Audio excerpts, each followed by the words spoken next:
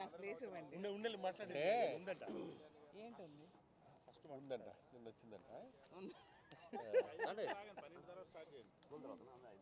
ఇప్పుడు కదా మేడం అవుతుంట.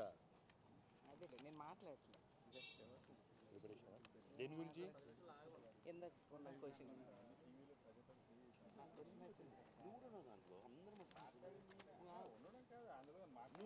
నువ్వు నా అక్క ఉంది, మీ ముగ్గురు ఉన్నారు, మీ ముగ్గురిని మాట్లాడి చూపిస్తూ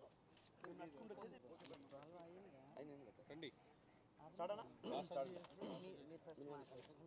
మీరు ఫస్ట్ మాట్లాడండి. మీరు పిలిచి తెచ్చాను కదా, నెక్స్ట్ నేను మాట్లాడతాను. పాత్రికేయ మిత్రులందరికీ నమస్కారం. ఈరోజు శాసన మండలిలో పెన్షన్స్ గురించి గౌరవ మంత్రి గారికి క్వశ్చన్ అడగడం జరిగింది. అదేమంటే the details of beneficiaries of social pensions as on June 2024 and as on in the state అనేసి. దానికి గౌరవ మంత్రి గారు 65,18,496 మందికి పెన్షన్స్ జూన్ 2024 నాటికి ఇవ్వడం జరుగుతుంది. 63,59,907 పెన్షన్స్ ఫిబ్రవరి 1కు ఇవ్వడం జరుగుతుందని చెప్పడం జరిగింది. అదే క్వశ్చన్లో సప్లిమెంటరీగా కూటమి ప్రభుత్వం వచ్చిన 9 నెలల్లో ఎన్ని పెన్షన్స్ తీసేయడం జరిగిందని అడిగితే దానికి గౌరవ మంత్రి గారు 14,967 పెన్షన్లు తీసేసామని చెప్పడం జరిగింది. దీనికి గౌరవ మంత్రి గారిని ఈరోజు శాసన మండలిలో ఆన్ పేపర్ రికార్డుగా వాళ్ళు ఏం మెన్షన్ చేశారనేది చెప్పడం జరిగింది. ఎందుకంటే జూన్ 2024 నాటికి 65,18,000 పైచులకు పెన్షన్లు ఉంటే ఫిబ్రవరి 1వ తారీఖు 63,59,000 పెన్షన్లు ఉన్నాయని చెప్పడం జరిగింది. అంటే సుమారుగా 1,60,000 పెన్షన్లు తీసేసి ఆన్ రికార్డ్ వాళ్ళు 14,000 పెన్షన్లు మాత్రమే తీసేసామని చెప్పడం జరుగుతుంది. అంటే గవర్నమెంట్ ఆఫీసర్స్ కానీ లేకపోతే గౌరవ మంత్రి కానీ ఏ రకంగా చూసి ఈ ఆన్ రికార్డ్ పేపర్ పెట్టారో మాకు అర్థం కావట్లేదు. దీనికి అనుగుణంగా మళ్ళీ మీరు ఆన్ రికార్డ్ 14,000 పెన్షన్లే తీసేసామని చెప్పారు, మరి ఇక్కడేమో 1,60,000 పెన్షన్లు తీసేయడం జరిగింది అడిగితే చాలామంది చనిపోయారు కాబట్టి తీసేసామని. అంటే గడిచిన 9 నెలల్లో రాష్ట్రంలో 1,50,000 మంది పెన్షన్లు చనిపోయారా అని అడిగితే దానికి మంత్రి గారి దగ్గర సమాధానం లేదు. అంటే కేవలం వైఎస్ఆర్సీపీ కార్యకర్తలు కావచ్చు, వైఎస్ఆర్సీపీ ఓటు వేసిన వాళ్ళకు కావచ్చు, కక్ష కట్టి ఈ కూటమి ప్రభుత్వము ఈ పెన్షన్లు తీసేశారనడానికి ఇది ఒక నిదర్శనం. ఇదే క్రమంలో గౌరవ మంత్రి గారిని నేను క్లియర్గా అడగడం జరిగింది. 9 నెలల కాలంలో మీరు ఎన్ని పెన్షన్లు ఇచ్చారు, అసలు ఏమైనా పెన్షన్లు ఇచ్చారా అని. అంటే ఈ సమాధానం దాంట్లో ఇంతవరకు పెన్షన్లు ఏమి ఇవ్వలేదు, పెన్షన్లు వచ్చే దరఖాస్తులు చూస్తున్నామని చెప్పడం జరిగింది.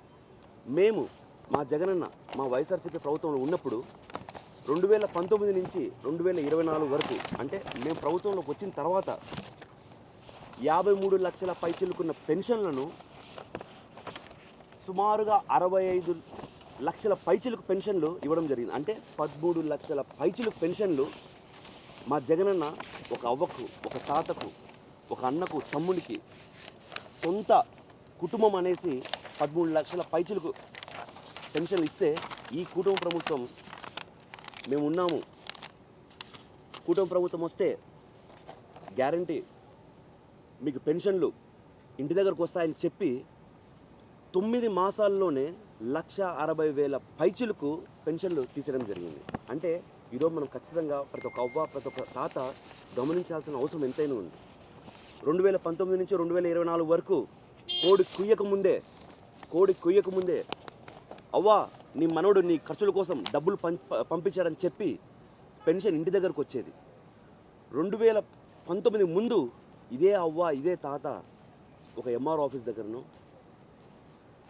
లేదంటే ఒక సచివాలయాల దగ్గరనో పెన్షన్ ఎప్పుడు వస్తుందని వేచి చూసే దగ్గర నుంచి ఇంటి దగ్గరకు వచ్చేంత వరకు మా జగనన్న చేశారు. కానీ ఈరోజు ఏమైంది, మళ్ళీ అదే వ్యవస్థ, అదే అవ్వాతాత మళ్ళా మేము నిర్మించిన గ్రామ సచివాలయాల దగ్గర పోయి లేదా వాళ్ళకి సంబంధించిన ఆఫీసర్లు దగ్గర పోయి తీసుకోవాల్సిన పరిస్థితి ఏర్పడింది. అంటే ఈ కూటమి ప్రభుత్వం పేదల ప్రభుత్వం, మేము వస్తే పేదలకు ఏమైనా చేస్తామని చెప్పిన ప్రభుత్వం ఈరోజు ఓట్లు వేయించుకొని ఒక అవ్వను కానీ ఒక తాతను కానీ ఒక వికలాంగులు కానీ ఎవరిని పట్టించుకునే పాపాన పోలేదు. ఇదే క్రమంలో గౌరవ మంత్రి గారిని మేము సూటిగా ప్రశ్న అడగడం జరిగింది. అయ్యా, మీరు కేవలం వైసీపీ వాళ్ళకు ఓట్లు వేశారని తీసేశారు అంటే ఇప్పుడు ప్రతి ఒక్కరూ మీ టీడీపీ ఆఫీస్ దగ్గరకు వచ్చి పెన్షన్ నమోదు చేసుకోవాలన్నా లేదా గవర్నమెంట్ కార్యాలయం దగ్గర పోయి నమోదు చేసుకోవాలనేసి ప్రజలకందరికీ ఒక పెద్ద క్వశ్చన్ మార్క్గా మిగిలిపోయింది. ఇదే క్రమంలో గౌరవ ముఖ్యమంత్రి గారు ఒక మాట అన్నారు రీసెంట్గా. ఏమని? వైఎస్ఆర్సీపీ సంబంధించిన నాయకులకు కానీ ఎవరికి ఎటువంటి పనులు చేయకండి అని చెప్పి. అంటే ఒక తండ్రి స్థానంలో ఉన్న మీరు ఈరోజు ఒక వైఎస్ఆర్సీ ఏ పార్టీకి సంబంధించిన వాళ్లకు ఏం చేయొద్దు ఒక టీడీపీ వాళ్ళకి చేయమని మీరు చెప్తున్నారా? అంటే ఒక తండ్రి స్థానంలో ఉన్న వాళ్ళు మీరు ఒక అవ్వను ఒక తాతను ఒక రాజకీయంగా చూసుకొని మీరు ఇలా చెప్పడం ఎంతవరకు భావ్యం అనేసి అడుగుతున్నాను. ఇదే మా జగనన్న ఉన్నప్పుడు ఒక కులం చూడలేదు, ఒక మతం చూడలేదు, ఒక పార్టీని చూడలేదు. అర్హత ఉన్న ప్రతి ఒక్కరికి అప్లై చేసుకుంటూనే వాళ్ళ ఇంటి దగ్గరికి పెన్షన్ ఇచ్చిన ఏకైక ముఖ్యమంత్రి, ఏకైక నాయకుడు మా వైఎస్ జగన్మోహన్ రెడ్డి గారు. కావున ప్రజలందరూ ప్రతి ఒక్క అవ్వ ప్రతి ఒక్క తాత ఖచ్చితంగా గమనించండి. ఈరోజు మనం పెన్షన్ కోసం ఎంత ఇబ్బంది పడుతున్నాం. కేవలము ఒక వైఎస్ఆర్సీపీ కార్యకర్తను నాయకుడను లేకపోతే వాళ్ళకి ఓటు వేశారనే ఉద్దేశంతో మీ యొక్క పెన్షన్లు ఇప్పటి నుంచో వచ్చే పెన్షన్లు ఏ రకంగా తొలగిస్తున్నారు ఒకసారి మీరు గమనించండి. కానీ జగనన్న ఎప్పుడు ఒక కులం కానీ ఒక మతం కానీ లేదా ఒక పార్టీని కానీ చూడలేదు. ప్రతి ఒక్క అవ్వ తాత నా అవ్వ నా తాత అని వాళ్ళ ఇంటి దగ్గర పంపించిన జగన్మోహన్ రెడ్డి గారు ఎక్కడ, ఈ కూటమి ప్రభుత్వం ఎక్కడ? కాబట్టి సూటిగా ఈ కూటమి ప్రభుత్వం ఒకటే క్వశ్చన్ అడుగుతున్నా. మీరు ఈరోజు గెలిచిన తర్వాత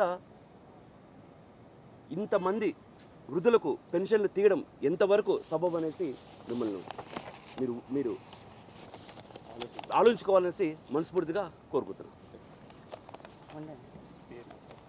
అందరికీ నమస్కారం.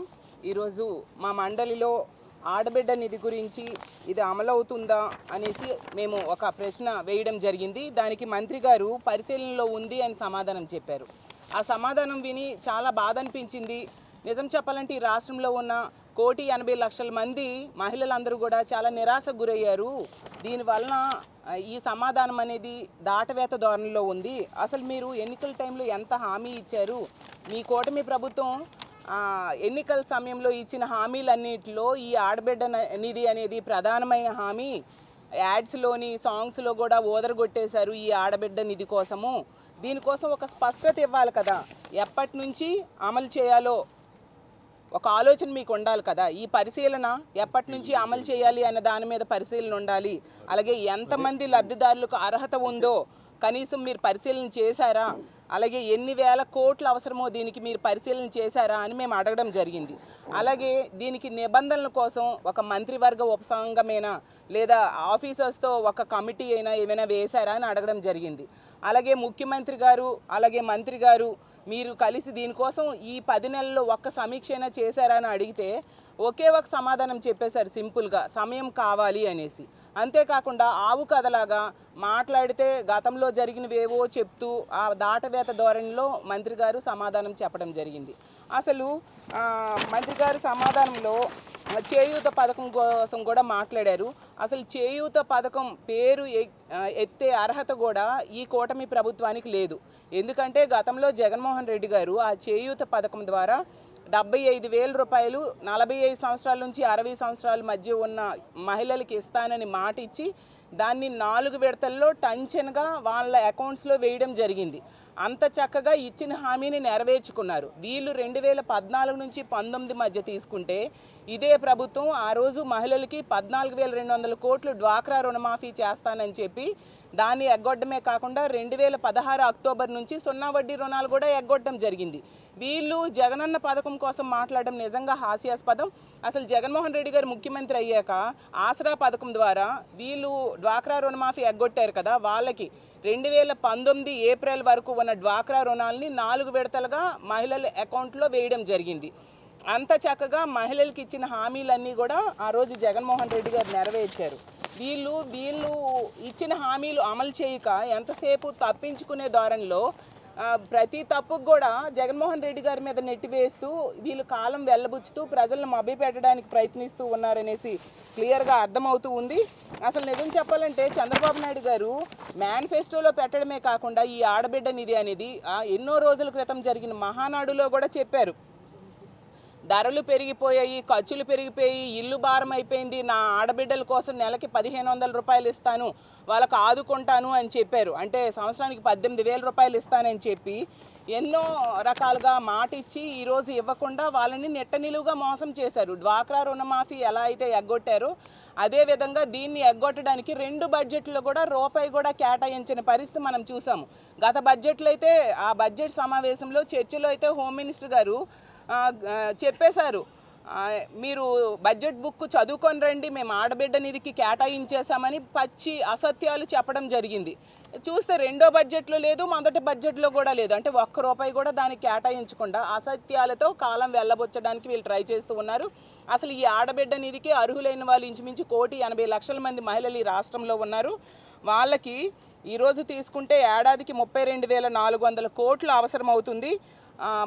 అంటే ఈ నడుస్తున్న సంవత్సరం 18,000 బకాయి పడ్డారు, వచ్చే సంవత్సరం కూడా 18,000 ఇవ్వకుండా వీళ్ళు బకాయిలు పడ్డారు. ఇవన్నీ ఖచ్చితంగా మహిళలకు ఇవ్వాలి. గతంలో తీసుకుంటే జగన్మోహన్ రెడ్డి గారు చేయూత పథకం ద్వారా ఆ 18,750 రూపాయలు అకౌంట్స్లో మహిళల అకౌంట్స్లో వేయడం వలన వాళ్ళకి ఆర్థికంగా చేయూతను అందివ్వడమే కాకుండా ఆ మహిళలు భర్త మీదో తండ్రి మీదో కొడుకు మీద ఆధారపడకుండా వాళ్ళ కాళ్ళ మీద వాళ్ళు నిలబడేట్టుగా వాళ్ళకి స్వయం ఉపాధిని కల్పించడం కోసం ఎన్నో కంపెనీలతో, అమూల్, రిలయన్స్ లాంటి కంపెనీలతో టైఅప్ అయ్యి వాళ్ళకి స్వయం ఉపాధి అవకాశాలు జగన్మోహన్ రెడ్డి గారు ఆ రోజు ముఖ్యమంత్రిగా కల్పించారు. అంత చక్కగా మహిళల ఆర్థిక స్వావలంబన కోసం జగన్మోహన్ రెడ్డి గారు కృషి చేశారు. ఈ ఆడబిడ్డ నిధి ఈ ప్రభుత్వాన్ని మేము కోరుతున్నాము. మా వైఎస్ఆర్ కాంగ్రెస్ పార్టీ తరఫున ఖచ్చితంగా ఈ ఆడబిడ్డ నిధి ఎప్పటి నుంచి ఇస్తారు అనేది స్పష్టత కావాలి. టైం కావాలి అని మీరు చెప్పలేదు. మీరు ఎన్నికల సమయంలో ఏం చెప్పారు? బాండ్స్ ఇచ్చారు. ఏమని? జూన్లో మా ప్రభుత్వం వస్తుంది, జూన్ నెల నుంచే ఈ సూపర్ 6, సూపర్ 7 పథకాలన్నీ కూడా అమలైపోతాయని బాండ్స్ ఇచ్చారు. అవి ఇవ్వకుండా ఈరోజు ఇన్ని 10 నెలలు అయింది, నెక్స్ట్ బడ్జెట్ కూడా ఇవ్వలేదు. అంటే 2 సంవత్సరాలు ఎగ్గొట్టడానికి ఆల్రెడీ ప్రణాళికలు వేసుకున్నారు. ఇది చాలా అన్యాయం. ఇది మహిళల్ని, ఈ రాష్ట్రంలో ఉన్న మహిళల్ని మోసం చేయడమే. మేము దీన్ని తీవ్రంగా ఖండిస్తున్నాము. ఖచ్చితంగా ఆడబిడ్డ నిధికి నిధులు కేటాయించి మహిళలకి ఆదుకోవాల్సిందిగా ప్రభుత్వాన్ని డిమాండ్ చేస్తున్నాను.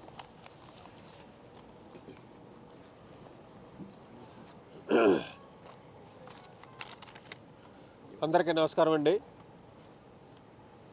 ఈరోజు శాసన మండలిలో మొట్టమొదటి ప్రశ్నోత్తరాల సమయంలో వచ్చినటువంటి క్వశ్చను సామాజిక పెన్షన్ల తొలగింపు. దీంట్లో భాగంగా సుమారు కూటమి ప్రభుత్వం ఏర్పడిన తర్వాత సుమారు 1,60,000 పెన్షన్లే అకారణంగా తొలగించడం జరిగింది. దానిలో భాగంగా కులవృత్తిని నమ్ముకుని కేవలం కులవృత్తి మీద జీవనాధారం సాగించుస్తున్నటువంటి కొంత ఎస్సీల్లో ఉన్నటువంటి కులాలకి డప్పు కళాకారులకు కానీ చెప్పులు కుట్టుకునే కళాకారులకు కానీ ప్రభుత్వాలు పెన్షన్లు ఇస్తున్నాయి. గతంలో ఏ విధమైనటువంటి షరతులు లేకుండా వృత్తినే ఆధారంగా చేసుకున్నటువంటి కళాకారులకి ప్రభుత్వం పెన్షన్ మంజూరు చేయడం జరిగింది. డప్పు కళాకారులకు 3,000 రూపాయలు, ఈ చేతి వృత్తులు చేసే కళాకారులకి 2,500 రూపాయలు పెన్షన్ ఇవ్వడం జరిగింది.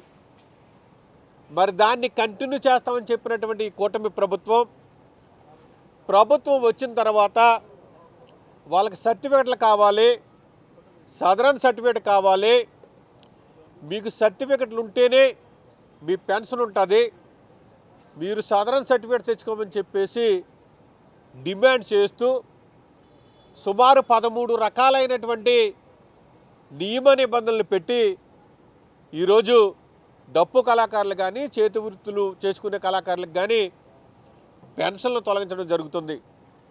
ఇది చాలా బాధాకరమైన విషయం. కేవలం నిరుపేదలు, ఏ విధమైనటువంటి జీవనాధారం లేనటువంటి కొంతమంది వ్యక్తులు చేసుకునే కుల వృత్తిని నమ్ముకున్నటువంటి వ్యక్తుల యొక్క పెన్షన్ తొలగించడం కరెక్ట్ కాదు. మరి డప్పు కళాకారులకి ఏదైతే గత ప్రభుత్వంలో పెన్షన్ ఇచ్చిందో ఆ పెన్షన్ని మీరు ఏదైతే పెంచుతానన్నారో ఆ పెంచిన పెన్షన్ ఖచ్చితంగా అమలు చేయాలని డిమాండ్ చేస్తున్నాము. ఏ విధమైన షరతులు పెట్టడానికి వీలు లేదు ఖచ్చితంగా. ఎందుకంటే షరతులు పెట్టడానికి ఎవరో సర్టిఫికెట్లు ఇచ్చే కార్యక్రమం కాదు అది. పలానా వ్యక్తి పలానా అధికారి సర్టిఫికెట్లు ఇస్తాడంటంలో దానికి రికగ్నైజ్డ్ సర్టిఫికేట్ ఏమీ లేదు. కావాల్సి ఏదైతే వృత్తి మీద ఉన్నారో ఆ వృత్తి చేసుకునే వారికి పెన్షన్ కల్పించాలని, తీసేసిన పెన్షన్లు వెంటనే రెన్యువల్ చేసి వాళ్ళకి ఇవ్వాలని చెప్పేసి మీ అందరి ద్వారాగా డిమాండ్ చేస్తున్నాం. Thank you.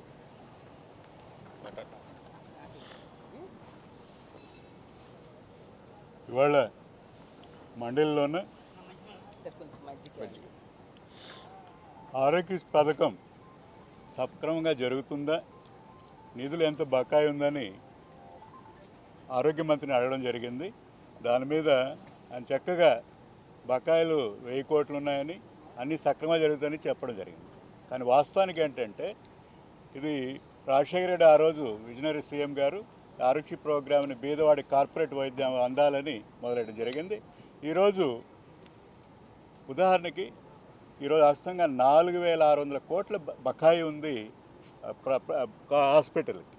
దీంట్లో ఏమవుతుందంటే ఈరోజు ఎన్టీఆర్ వైద్య సేవల్లో 9 నెలలు ఏం డబ్బులు రాకపోవడంతో హాస్పిటల్ మానేశాయి. 3 నెలలు స్ట్రైక్ చేసింది.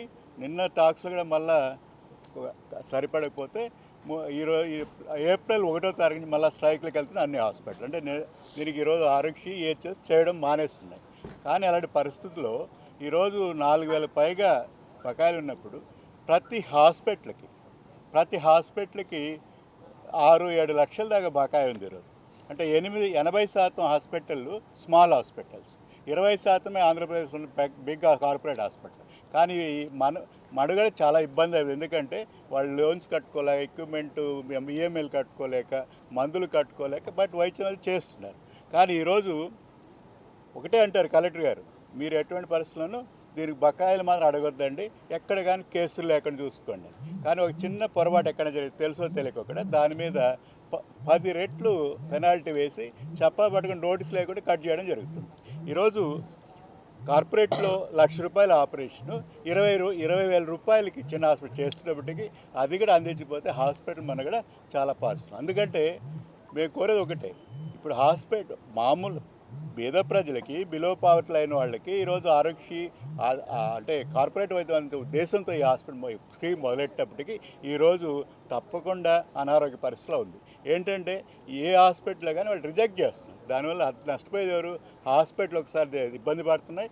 అలాగే ఈ ప్రజలు, మామూలు ప్రజలు అప్పులు పాలవుతున్నారు. డబ్బులు కడితే వైద్యం చేస్తున్నారు కాబట్టి అప్పులు పాలవుతున్నారు. మరి ఏం చేయాలి? ఒక్కొక్క హాస్పిటల్కి 9 నెలల నుంచి ఏం బకాయిలు రాకపోతే ఎలా నడుస్తుంది?